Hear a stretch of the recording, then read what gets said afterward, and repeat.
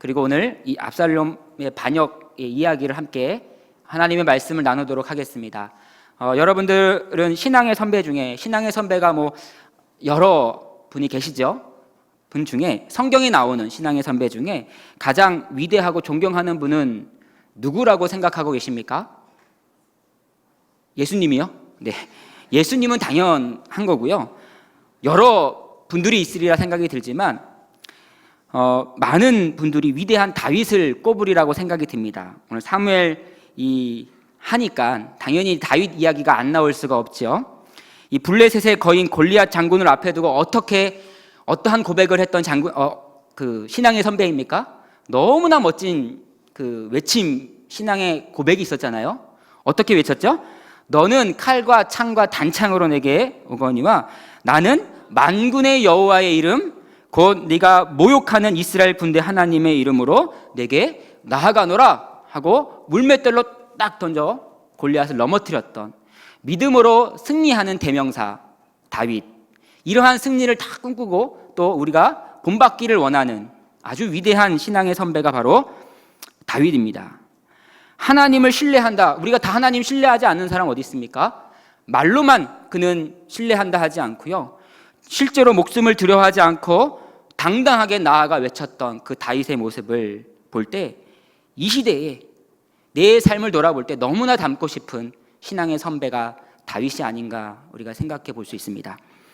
이러한 다윗의 성공에 가려져 잘 보이지는 않지만요, 사실 다윗도 많은 실패와 제약 가운데 살아갔던 사람임을 우리는 알고 있습니다. 실패가 얼마나 많았는지 몰라요.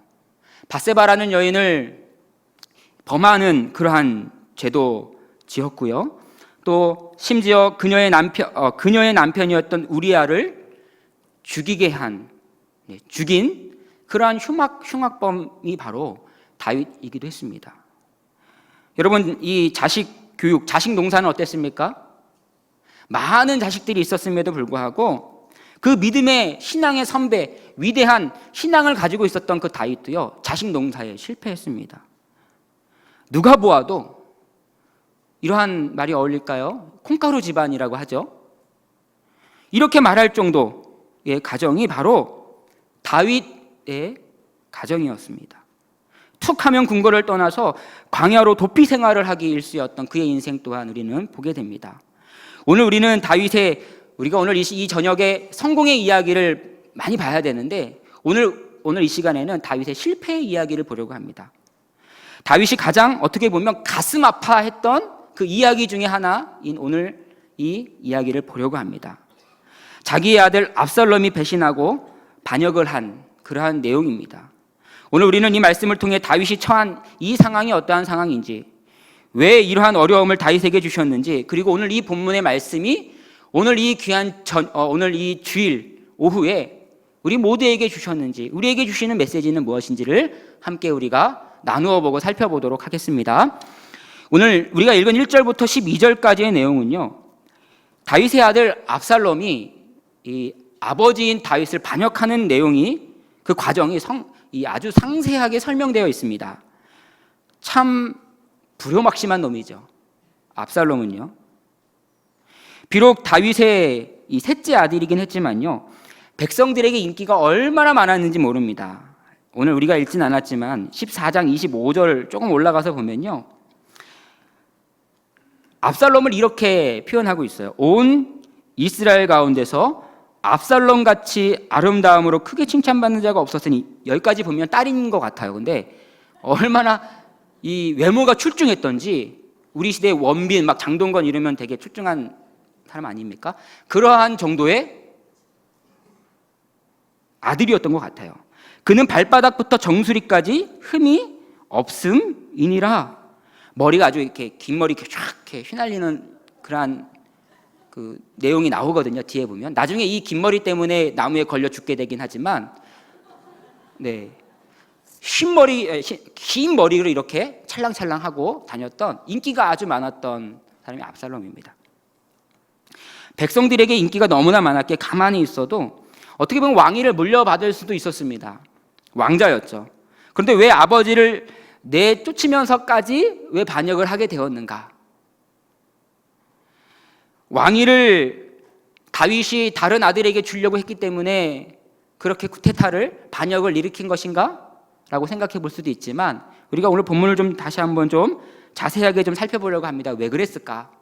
오늘 본문 1절을 보면요. 어떻게 시작하냐면 15장 1절을 보면 그 후에 라는 단어로 시작이 됩니다. 그 후에 라는 이 단어는 이 앞장과 이 연결이 된다는 것을 이야기하는 것이죠. 압살롬이 왜 이런 짓을 했는가? 앞장의 그 사건 몇 가지를 좀 우리가 좀 살펴보고 오늘 본문을 좀 들여다보려고 합니다. 사무엘하 이 3장을 보면요. 다윗의 아들들이 소개되어 있습니다. 여러분 첫째 아들이 누굽니까? 우리 청년부는 이 지지난주에 우리 배웠던 거 기억나는데 첫째 아들이 누구죠? 암논이잖아요, 암논. 내가 암논으로 이렇게 얘기했잖아요, 그렇죠? 네. 암논. 둘째 아들은 누굴까요? 길르핫. 그럼 셋째 아들이 누굴까요? 네, 오늘 압살롬이에요, 셋째 아들. 네. 다음에 또 물어보도록 하겠습니다. 넷째는요, 아도니아. 다섯째는 스바냐. 여섯째는 이드르함이에요. 그게 이제 사무엘하 3장에 등장을 하는데요. 또 우리는 이제 뭐 다윗 아들 하면 뭐 솔로몬만 알고 있잖아요, 그렇죠? 솔로몬도 당연히 다윗의 아들입니다. 이처럼 다윗의 아들들은요 아주 많았는데 특이한 것은요 이들의 어머니가 다 달랐어요. 배다른 이 자식들 형제들이었죠. 배다른 형제들, 이복 형제들이었습니다. 비극이 이제 시작이 되는데 오늘 이 그 후에 그럼 그 전에 어떠한 일이 있었는가? 여러 사건들이 있었습니다. 비극의 시작이 어디서 시작이 되냐면 장남이었던 이 암논이 이복 여동생 다말을 범하게 돼요. 다말을 너무나 처음에 사랑했던 거예요. 그런데 다말은요 압살롬과 어머니가 같았거든요. 암논하고는 달랐고, 근데 진짜 이 암논이 다말이라는 여동생을 사랑했던 게 아니라 육체적인 사랑을 하고 싶었던 거예요. 그래서 꾀를 내어서 다말을 범하고 남자답지 못하게 책임을 지지 않습니다. 그래서 아버지 다윗이 이 사실을 알고 불같이 화를 내기는 했지만 이 집안이 꼴이 말이 아니잖아요. 어떻게 오빠가 이거를 알려지면 좋을 게 없다라고 생각했는지 대충 사건을 덮어버립니다. 다말 괴로운 나날을 보내게 된 것이죠. 이것을 옆에서 지켜보던 오빠였던 압살롬이 앙심을 품는데 몇 년간이나 앙심을 품는지 아십니까? 2년간이나 앙심을 품어요. 결국은 암논, 이 큰형을 죽이는 그러한 사건이 있었습니다. 살해합니다. 다윗의 가정 안에 자녀들 가운데 어떠한 일이 벌어졌습니까? 성폭행이 벌어지고 살인이 위대한 다윗의 집안에서 일어난 것이죠. 그래서 아버지 다윗에게 용서받기가 어렵다라는 것을 이 압살롬이 캐치를 하고 이 외갓집인 구슬 지역에서 도피 생활을 하는데 무려 3년이라는 도피 생활을 해요. 그때까지도 다윗은 마음의 문을 열지 않고 또 압살롬을 돌아오라 이러한 얘기가 없어요. 화가 많이 난 것이죠.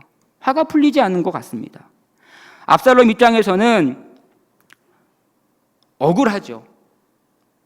큰형 암논이 먼저 시작한 일이라 형을 탓하는 마음도 가지고 있고 억울한 마음도 압살롬 마음 가운데 있었습니다. 그러나 큰 아들을 살해한 압살롬을 그리고 이 콩가루 집안이다라는 거 온 천하에 알린 명예를 실추시킨 압살롬은 다윗은 쉽게 용서하지 못했습니다. 압살롬은 3년 만에 힘들게 예루살렘으로 돌아오게 되는데요. 아버지 다윗이요 모른 채 해요. 화가 단단히 난 거죠. 사무엘하 14장 24절인데요. 우리 자막이 되나요? 한번 읽어볼까요? 우리 같이 한번 한 목소리로 왕이 이르되 한번 읽어볼게요. 시작.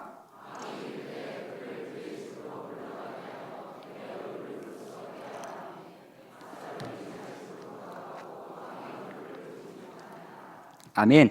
다윗 왕이요 죄에 대해 처벌하려면 처벌하지 아니면 용서하려면 하든지 둘 중에 하나를 택했어야 되는데 용서한 것도 아니고 안 한 것도 아니고 뭐라 그럽니까? 내 얼굴을 예루살렘으로 오라고 하기는 했어요. 허락은 했는데 저 자식이 내가 저 자식을 보지 않도록 마주치지 않도록 해라 이렇게 얘기한 거예요. 압살롬이 예루살렘을 돌아오게 해서 용서한 것처럼 보이지만 꼴도 보기 싫다라는 것이죠. 아직도 다윗도 용서가 안 됐다라는 것입니다. 그 좁은 예루살렘 성 안에서 서로 안 마주치기에 얼마나 그 신하들이 고생을 많이 했을 것 같아요. 마주치지 않게. 이렇게 몇 년을 살았냐면요, 2년 동안이나 또 안 봤어요. 2년간 복수하겠다 마음을 품었고 3년간 구슬 지역에 가서 도피 생활을 했고 예루살렘으로 돌아왔는데 2년 동안이나 아버지의 그 천대를 받으며 살아갔다라는 것입니다. 압살롬 입장에서 한번 좀 생각해 봤습니다. 자신의 누이를 범한 암논 형을 2년이나 증오하며 살아왔고요. 집단하면 고생 아닙니까? 구슬 지역에서 이 궁궐을 떠나서 3년 동안이나 억울한 마음을 품고 살아갔습니다. 용서를 받을까 싶었지만 아버지의 사랑이 그리웠지만 예루살렘에서 무시당한 채 벙어리로 2년 동안이나 살아갔음을 보게 됩니다. 여러분, 우리가 압살롬이라면 그 긴 시간 동안 여러분 마음 가운데 응어리가 없었겠습니까? 잘못은 했지만 응어리가 없었겠습니까? 압살롬 마음 가운데 많은 응어리들이 있었다라는 것이죠. 복수의 응어리, 원망의 응어리, 미움, 또한 억울함. 이 응어리가 결국 아버지를 미워하고 아버지를 죽이려고 하는 그런 반역의 열매를 맺게 됐다라는 거예요. 여러분, 이걸 보면서 어떠한 이야기가 떠올랐냐면 가인과 아벨 이야기가 떠올랐어요. 가인이 아벨을 죽이기 전에 어떠한 마음의 응어리가 있었습니까? 하나님에 대한 원망. 내가 잘못한 것이 있긴 하지만 가인의 입장에서 볼 때 가인의 마음 가운데 하나님에 대한 원망. 왜 내 예배는 받지 않으시는가? 왜 저놈 것만 아벨만 받으시는가? 아벨에 대한 미움의 응어리가 마음 가운데 있었다라는 거예요. 결국 어떻게 됩니까? 그 응어리가 살인이라는 열매를 맺은 것이 아닌가? 또 그 모습도 우리가 기억해 볼 수 있습니다. 오늘날 우리에게도 살아가면서 때로는 압살롬보다 더 많은 삶의 응어리를 가지고 있을 수 있습니다. 복수, 원망, 미움, 억울함. 우리의 입장에서 볼 때 얼마나 많은 그러한 응어리가 있습니까? 이 정도는 아닐지라도 우리의 삶에는 삶의 응어리들이 있습니다. 그런데 이런 것들이 하나님 앞에서 빨리 해결되지 않는다면 이들처럼 죄악의 열매를 맺게 된다는 사실을 우리가 깨닫게 됩니다. 오늘 본문으로 돌아와서 오늘 죄악의 열매를 맺는 반역의 이 과정을 우리가 좀 살펴볼 텐데요. 오늘 본문에 기록된 내용들을 좀 살펴보려고 합니다. 다윗은요, 워낙 백성들에게 인정받는 왕이었고 기반이 너무 튼튼하였기 때문에 하루아침에 이 쿠데타를 일으켜서 왕권을 뒤집기가 사실 쉽지 않은 왕이었습니다. 그것을 아는 이 압살롬이 아들이었기 때문에 너무나 잘 알았죠. 그 압살롬이 철두철미하게 몇 년을 준비하는지 아십니까? 4년을 준비하여 4년을 복수를 꿈꾸며 반역을 꿈꾸며 또 마음에 그러한 복수를 꿈꾸면서 4년 동안에 걸쳐 이 쿠데타 작업을 진행합니다. 그 작업의 핵심은 무엇이냐면 백성들의 마음을 돌려놔야겠다. 다윗 왕에게서 멀어지게 해야겠다. 그 작업을 하게 되고 반대로 압살롬 자신은 백성들에게 환심을 사게 하는 그러한 작업을 하게 됩니다. 백성들에게 워낙 지지를 받는 왕이라 쉽지는 않았지만 이 압살롬도 인기가 많지 않았습니까? 압살롬이 틈새를 공략하게 되는데요. 아무리 다윗이라도 다윗 왕에게 어떤 국가의 정책에 반대를 품고 송사하는 그러한 사람들이 어느 나라에나 있었지만 그 이스라엘에도 있었습니다. 오늘 본문 2절을 보면요. 2절 이하를 보면 사람들이 송사를 하기 위해서 예루살렘 성문으로 옵니다. 어떠한 일로 소송을 하려고 하는지는 알 수는 없지만 오늘날에도 보면 소송을 할 때 좋은 변호사를 고용해야지만이 원하는 판결을 받을 수 있고 자신의 억울함도 알릴 수 있습니다. 그런데 일반 백성들에게는 이러한 일들이 쉽지 않기에 억울한 일이 비일비재하게 법정에서 오늘날에도 생기곤 합니다. 이 당시에도 마찬가지였습니다. 이렇게 소송하러 온 사람들을 국가에서 다 해하려 주는 데에 한계가 있었던 것입니다. 그래서 압살롬이 이것을 알고 백성들의 마음을, 백성들의 상황을 헤아려 주기 시작해요. 왕자로서 좋은 일을 하는 것처럼 보이지만 동시에 다윗 왕을, 아버지를 험담하며 다윗에게서 이 사람들을 통하여 마음이 멀어지게 하는 그러한 작업을 하게 되는 것을 보게 됩니다. 우리 3절을 한번 볼까요? 어떻게 작업을 하는지, 이 압살롬의 전략이 무엇이었는지 우리가 3절을 한번 보도록 하겠습니다. 3절 읽어봅니다. 시작.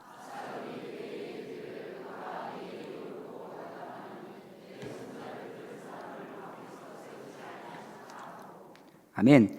압살롬이 송사하러 올라오는 사람들에게 그러는 거예요. 그들의 마음을 알아주는 거죠. 너 일이 옳다. 네 입장을 이해한다. 이렇게 이야기하는 겁니다. 그런데 너희들의 송사를 들을 사람을 다윗 왕이 세우지 않았어. 재판해봐야 너희들 100% 패소야.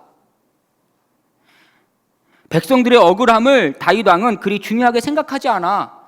이 다윗 왕이 너희들 생각하는 것처럼 보이지만 그렇지 않아. 험담하는 거예요. 그러면서 이것을 누가 들어주고 해결해 주냐면 압살롬이 해결해 주는 거예요. 발벗고 나서서. 백성들이 얼마나 좋아하겠어요? 압살롬의 인기가 올라가는 것이죠. 6절입니다. 이스라엘 무리 중에 왕께 재판을 청하러 오는 자마다 압살롬의 행함이 이와 같아서 이렇게 했다는 거예요. 왕은 험담하고 나는 높이고. 이스라엘 사람들의 마음을 압살롬이 어떻게 합니까? 훔치니라. 마음이 돌아서게 하는 작업을 압살롬이 4년을 하게 됩니다.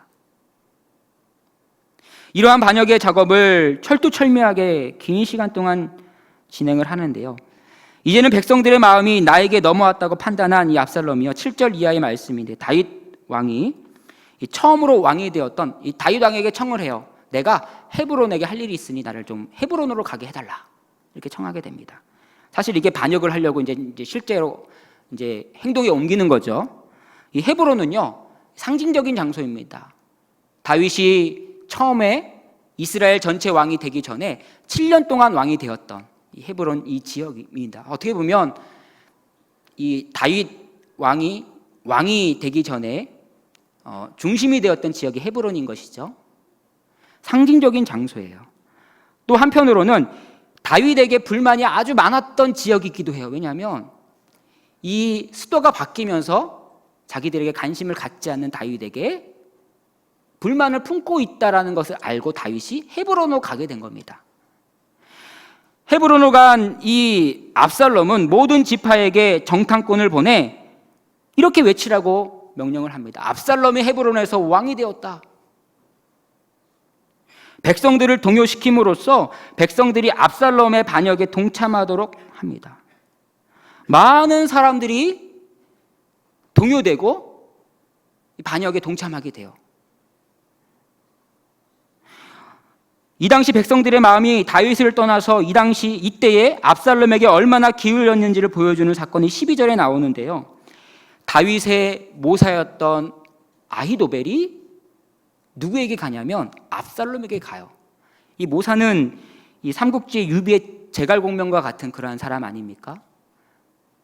다윗이 신뢰했던 그 아히도벨이 압살롬에게 간 거예요. 아마 머리가 되게 좋았던 거죠. 기울었다. 그걸 인간적인 눈으로 본 거예요. 아히도벨이. 이제 다윗에게서 압살롬으로 기울었구나. 지혜자였던 아히도벨이 그렇게 판단한 것입니다. 이렇게 무기 사용도 없이 전쟁도 없이 반역이 순차적으로 진행이 되고 이 다윗은 쫓겨나게 되었습니다. 다윗도 백성들의 마음과 왕위가 압살롬에게 넘어갔다는 사실을 깨닫습니다. 그래서 예루살렘을 도망쳐서 신하들과 함께 어디로 도망치냐면요, 처참하게 광야로 또 도망을 쳐요. 사울왕을 피해 도피했던 청년의 시절이 또 떠올랐을 것입니다. 다윗도 그 옛날 그때를 분명히 떠올렸을 텐데, 그런데 사울왕을 피하는 것과는 비교할 수 없는 비참함과 처참함을 가지고 광야로 떠났어요. 다른 나라 왕에 쫓겨서 떠나는 것도 아니고 신하에 의해서 쫓겨난 것도 아니고 사랑하는 자기의 아들을 피해 쫓겨나는 자신의 모습을 볼 때 참 초라했을 것 같아요. 내가 이렇게 살아야 되나? 내가 이렇게 엉망으로 살았나? 이처럼 위대한 신앙의 선배 다윗 왕에게 이러한 삶의 문제들이 생기고 고통의 문제들로 왜 이렇게 신음하게 되는 것일까? 골리앗도 무찌르고 여러 전쟁에서 승리하면서 승승장구하는 인생을 살 것처럼 보였는데 왕이 된 이후 하루도 마음 편할 날이 없고 맨날 쫓겨다니기만 하고 집안은 꼴은 말도 아니고 사랑했던 아들의 쿠데타로 인해서 쫓겨나는 또 목숨이 위태하는 그러한 상황에 처하게 됩니다. 왜 이러한 고통이 다윗에게 위대한 신앙의 선배인 다윗에게 오는 것입니까? 성경은 뭐라고 얘기합니까? 왜 이러한 고통이 온다고 말하고 있습니까? 사무엘 하에서 말하고 있는 이 다윗의 고통의 원인이 무엇이겠습니까? 성경은요, 이것이 다윗의 죄악의 열매라고 얘기하고 있습니다. 밧세바를 범한 것, 그녀의 남편 우리아를 죽인 것, 자녀들이요 보고 그대로 따라한 거예요. 보고 배운 것입니다. 다윗이 바로 서지 못하니까 이러한 자녀들을 책망하고 처벌할 수 있는 힘과 능력이 없었던 것입니다. 여러분, 자녀들이 문제가 있어서 상담할 때요, 누구를 상담하는지 아십니까? 자녀도 상담하지만 부모님까지도 상담을 합니다. 그렇게 해야 해결하는 경우들이 되게 많아요. 문제의 많은 부분들이 부모에게, 해결도 부모로부터 나오는 것이 많다라는 것이죠.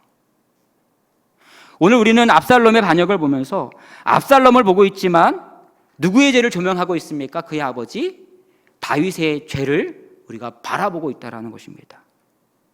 어떻게 저렇게 다윗과 닮았는지, 암놈도 그렇고요, 압살롬도 그렇고요, 얼마나 다윗과 닮았는지 모릅니다.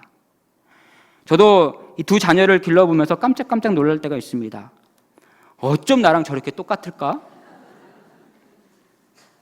때론 제가 그렇게 얘기해요. 마음에 안 드는 행동을 할 때, 저거 누구 닮아서 저러냐. 겉으로는 아내 닮았다라는 거죠. 전 아닙니다. 이렇게 얘기하는 건데, 사실 제 마음 가운데 깜짝깜짝 놀래요. 저랑 너무 똑같아요.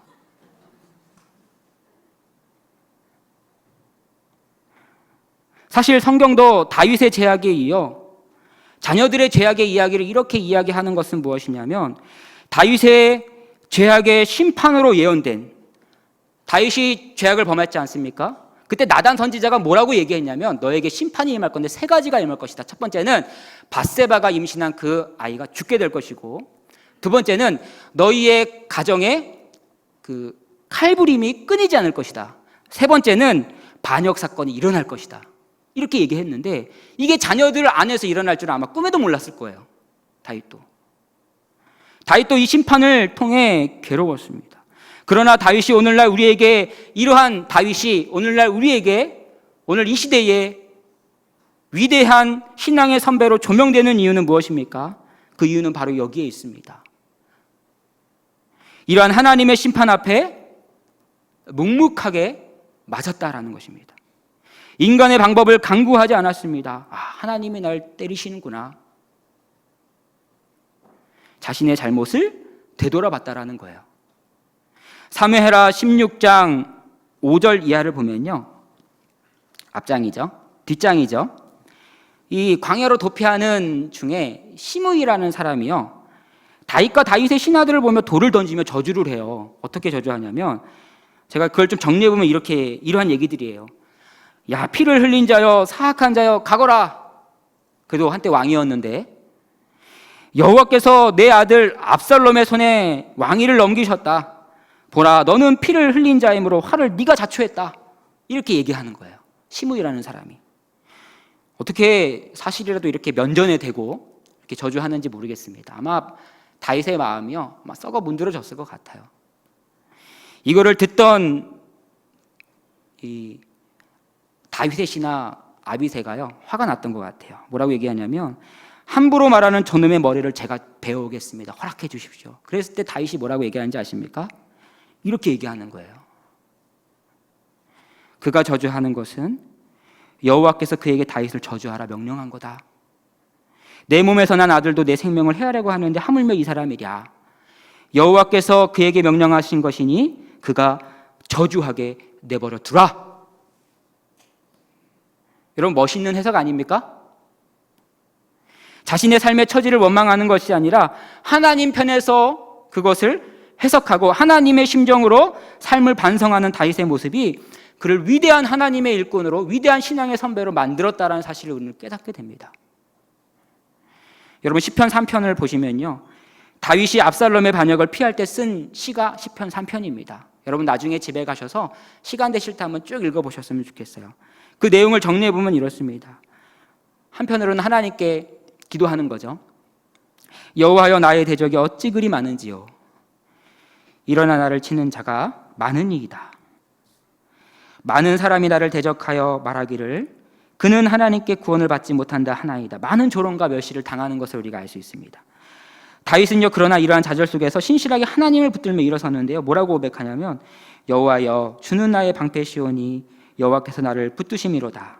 구원은 여호와께 있사오니 주의 복을 주의 백성에게 나에게 내려 주시옵소서.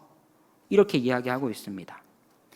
도피길이자 광야길에서 다윗은 하나님께 뭘 하고 있습니까? 기도하며 하나님을 찬양하는 것을 시편 3편을 통해서 우리가 알 수 있습니다. 다시 신앙을 또다시 광야에서 회복하는 것을 우리가 볼 수 있다는 것입니다. 우리도 다윗처럼 절망 속에 살아갈 수 있습니다. 압살롬의 반역과 같은 제약의 심판길 같은 절망의 상황에 맞닥뜨릴 수 있습니다. 이러한 절망은 하나님의 구원을 불러온다는 사실을 꼭 기억하는 우리 모두가 다 되길 주의 이름으로 간절히 축원합니다.